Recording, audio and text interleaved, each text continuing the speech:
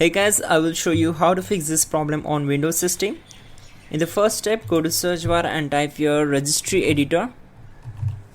In the search bar, right click on it and select run as administrator and then select as.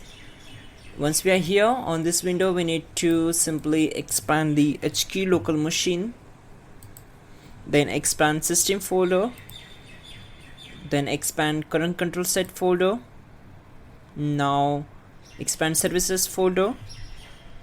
Now here we need to find out the NLASVS folder, so just keep scrolling down. So here it is.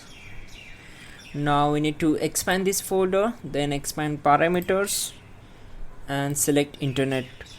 On the right side we need to right click on the enable active probing, right select modify, and we need to change the value data as to 0.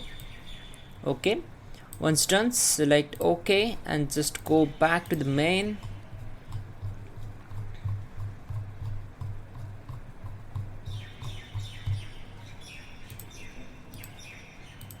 Again expand HQ local machine, then expand software folder. Now expand policies folder,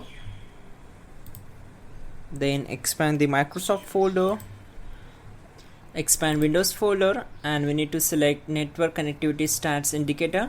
On the right side we need to right click here, select new and create a new default value. Now name it as no active probe and hit enter. Again right click on it, select modify and change the value data as 1, then click on OK. Once done, simply restart your system and problem will be solved. That's it guys. You can also check out our description link to fix this issue quickly and effectively. Do check out, and yeah, don't forget to like the video. Please do subscribe the channel.